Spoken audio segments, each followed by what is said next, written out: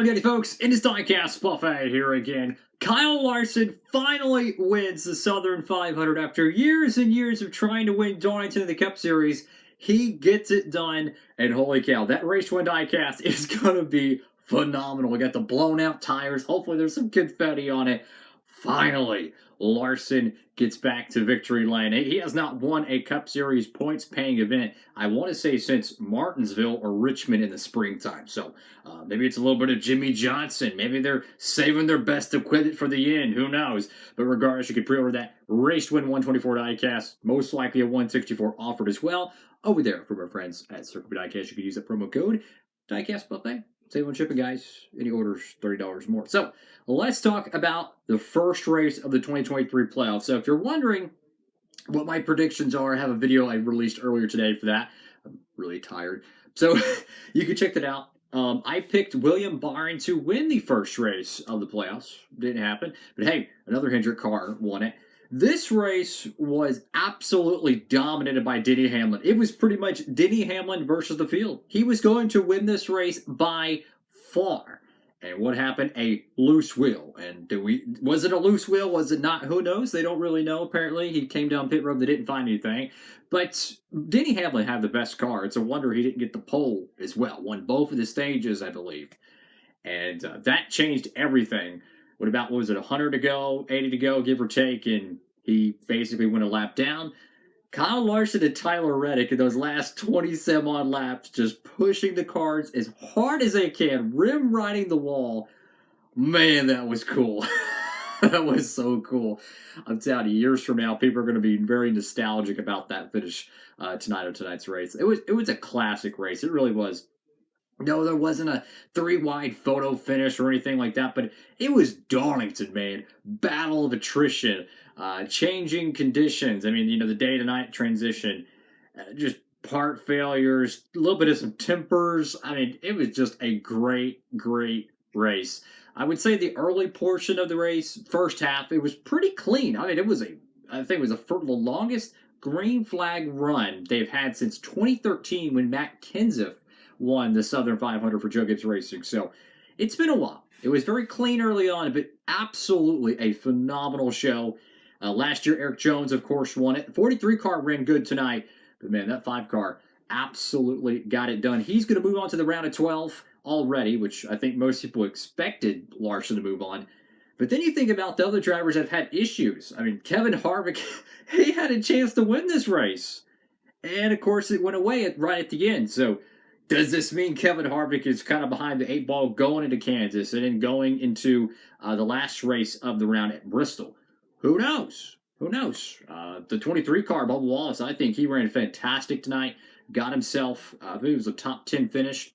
Ross Chastain was outside the top 20 for a large portion of this race. It seemed like everybody was giving up on Ross Chastain. A great finish for that number 1 car tonight.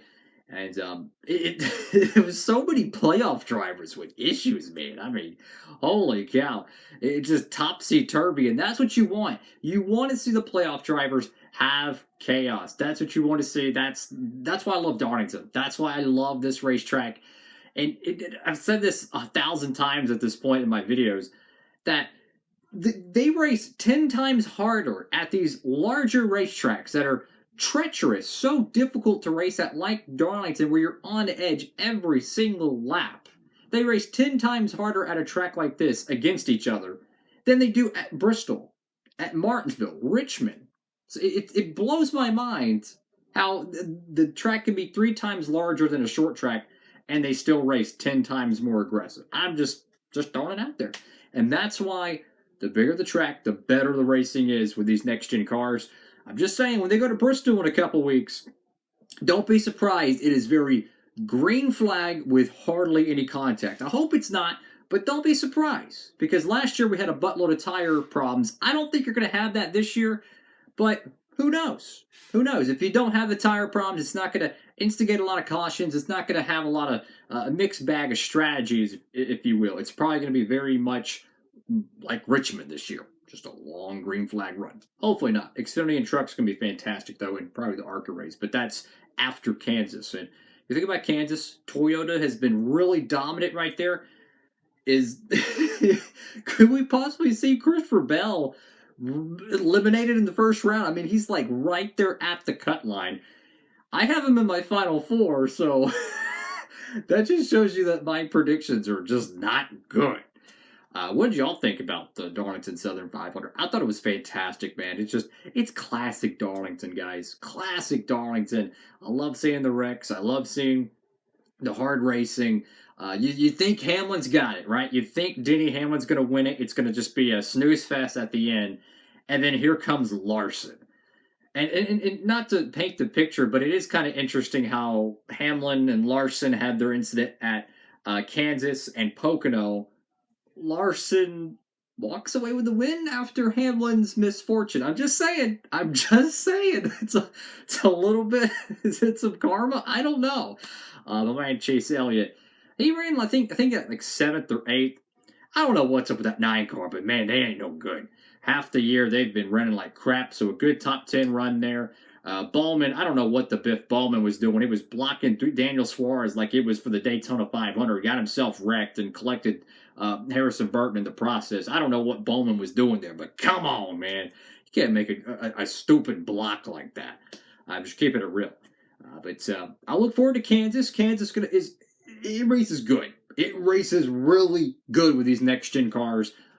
I'm hyped for it. So make sure to comment down below what y'all think. I'm like half asleep.